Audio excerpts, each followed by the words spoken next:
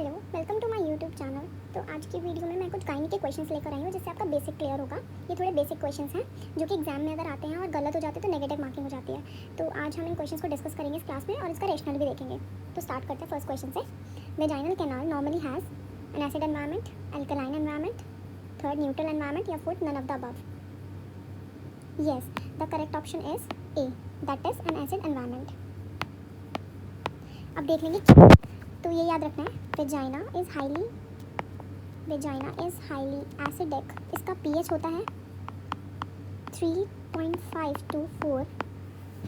अब क्यों होता है ये याद रखना है, due to presence of lactobacillus acidophilus. इसका दूसरा नाम क्या है वो देखेंगे, डॉर्डलेन बैसिलाई। ये याद रखना है, जो कि कन्वर्ट करता है, ये क्या करता है, कन्वर्ट करता है ग्लाइकोजन को लैक्टिक एसिड में। इसलिए जो वेजाइना होती है वो एसिडिक होती है। और ये याद रखना है, मेंस्ट्रुएशन से पहले और after menopause pH slightly very होगा, 4.5 से हाई होगा। अब नेक्स्ट क्वेश्चन देखते हैं।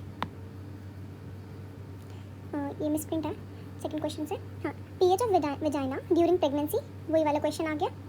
क्या होगा इसका answer, acidic, basic, neutral, sometime acid and sometimes basic. Yes, the correct option is acidic. अभी डिस्कस किया था क्यों होता है, लैक्टोबैसिलस की वजह से। Bartholin gland is present in 1 vagina, second option uterus, third ovaries या fourth cervix. Yes, the correct option is vagina. अब ये याद रखना है, जो बार्थोलिन ग्लैंड होते हैं वो 2 स्मॉल कंपाउंड होते हैं म्यूकस ग्लैंड के, जो कि लोकेटेड होती है in each lateral wall, wall of vestibule of the vagina. और ये क्या काम करती है, इट प्रोड्यूस, ये याद रखना है आप सबको, it produce small amount of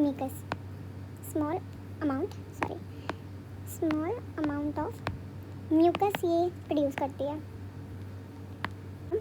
Which of the following is normal position of uterus? Option first, retroverted and reflected. Option second, retroverted and retroflexed. Option third, retroverted and retroflexed. ये same हो गई। इसको आप मान लो एंटीफ्लैक्स्ड। यहाँ पे मैं करेक्ट कर देती हूँ, इसको ले लो एंटीफ्लैक्स्ड। और फोर्थ है एंटीवर्टेड एंड एंटीफ्लैक्स्ड। अब इसमें से क्या होगा, which option is correct? Yes, the correct option is option 4, that is anteverted and anteflexed. अब याद रखना है हमें, जो एंटीवर्टेड है, it is lean forward without bending, और जो एंटीफ्लेक्शन होता है, एंटीफ्लेक्शन एबनॉर्मल फॉरवर्ड बेंडिंग। ठीक है, नेक्स्ट क्वेश्चन देखेंगे। Uterus which depress at the fundus is called, option first arcuate uterus, option second bicornuate uterus, option third septate uterus या option 4 uterus didelphys 5।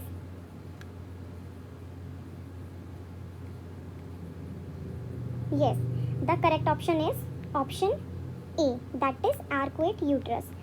अब मैं आपको इसका डायग्राम भी दिखाऊंगी आगे, इन चारों का, इसको हम डीपली डिस्कस करेंगे। ये देखो, ये नॉर्मल यूट्रस है जैसा कि दिख रहा है, this is normal uterus. Arcuate uterus जो भी क्वेश्चन हमने किया, that is similar to a bicornuate uterus. ये बाइकॉन्योइट यूट्रस के सिमिलर होता है, but with less of a dip और हार्ट शेप। मतलब ये ज़्यादा हार्ट शेप होगा अगर मैं इसका कंपेयर करूँ आर्कुएट और इसका बाइकॉन्योइट का, तो ये थोड़ा सा मतलब ऐसे साइड आगे से होता है, ये ज़्यादा अंदर की तरफ होता है।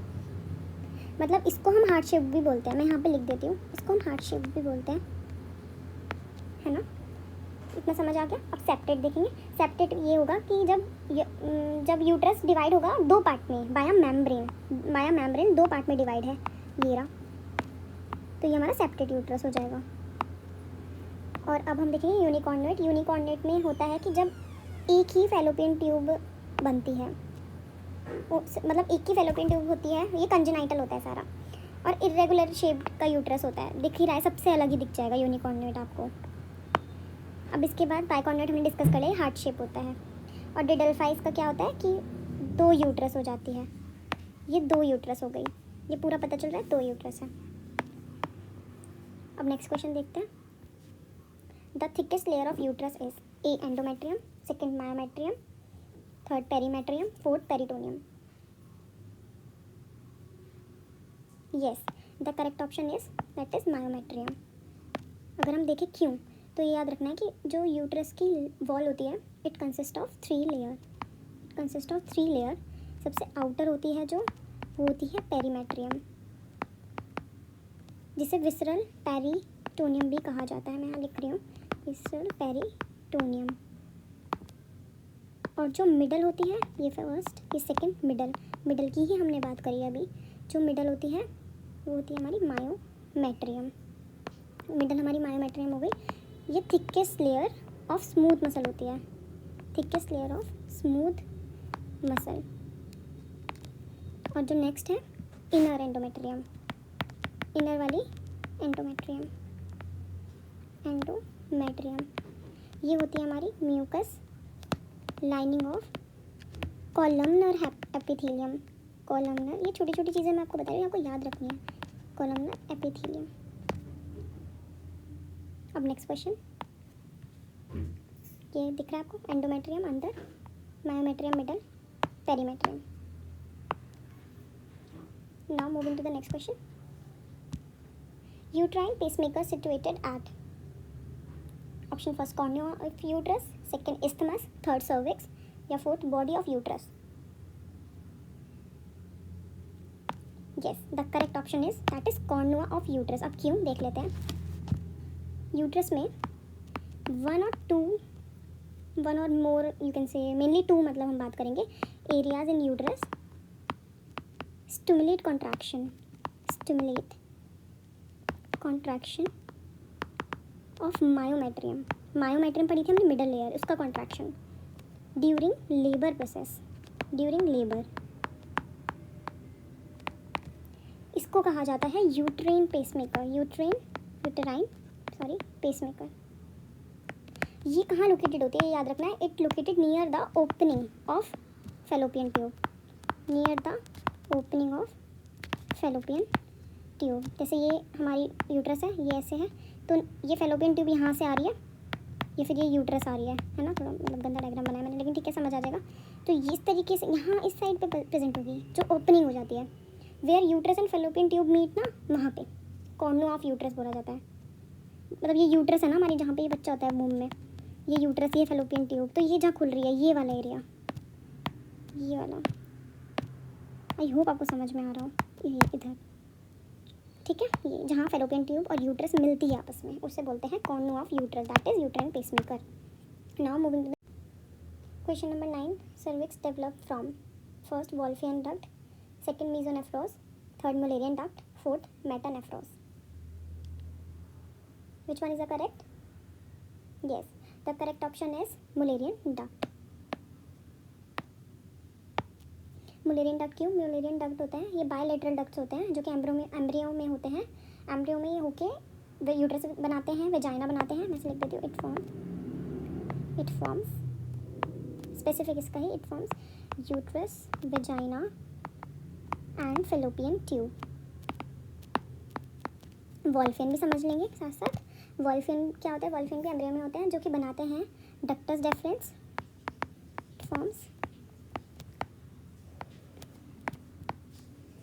इट फॉर्म्स सेमिनल, क्या बोला था मैंने, seminal vesicle, ductus deference,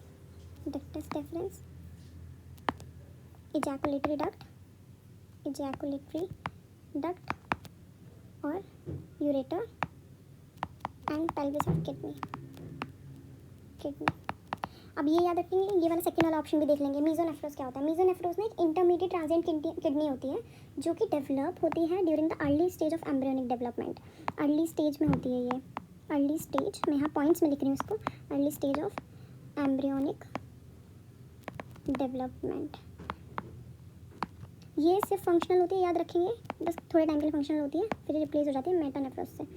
3 to 8 week तक ये होती है वर्किंग, इन ह्यूमंस, रेप्टाइल्स में, बर्ड्स में, बेसिकली मैमल्स की बात हो रही है। और ये आने वाले टाइम में इससे रिप्लेस हो जाती है, मेटानेफ्रोस से रिप्लेस हो जाती है।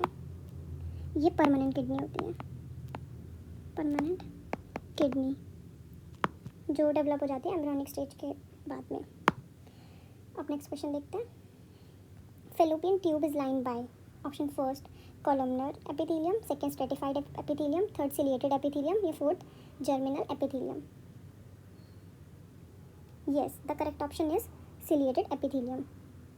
That is option third, ciliated epithelium. अब याद रखिए फेलोपियन ट्यूब जो होती है और यूट्राइन ट्यूब्स ये हॉलो होती है, इट इज़ अ हॉलो और सिलेंड्रिकल होती है। ये बहुत छोटी छोटी चीज़ें, ये आपको पता होनी चाहिए, एग्जाम में पूछ सकता है। और ये 10 सेंटीमीटर लॉन्ग ट्यूब होती है जो कि लेटरल एंगल से जो कि स्टार्ट होती है lateral angle of the फंडल and end of the uterus and terminates near the ovary. Ovary में टर्मिनेट हो जाती है, जब पता नहीं यहाँ से एग निकलता है फिर वैसे से जाता है, ये वाला प्रोसेस तो पूरा पता होगा इस तरीके से, ओव्यूलेशन। तो ऐसे इसका लाइंड होता है सिलिएटेड कॉलमनर एपिथेलियम से, जो कि ऑप्शन में ये सीलिया हेल्प करता है स्पर्म को ओवरी की तरफ भेजने में, और ये फर्टिलाइज ओवा को यूट्रस की तरफ भेजता है। मतलब इसमें ये सीलिया लगी होती है जो कि आगे की तरफ धकेलती है ओवा को। ठीक है, next question. The function of fallopian tube. Option first, secretion of estrogen and progesterone. Option second, passageway of fetus. Option third, occurrence of fertilization. Option fourth, developing fetus. Yes, the correct option is occurrence of fertilization. Option number third. Like it provides site for fertilization. Mainly fertilization occur into ampullary part. Ampulla में होता है ना, याद रखना। Next question देखते हैं। Narrowest part of fallopian tube.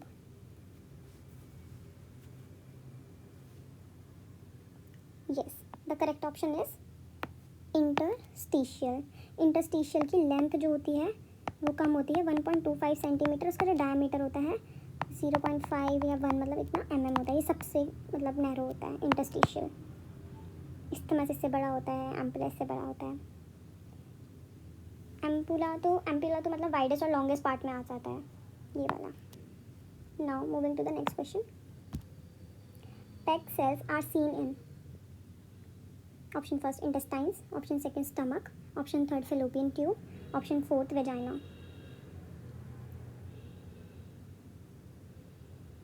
Yes, the correct option is fallopian tubes.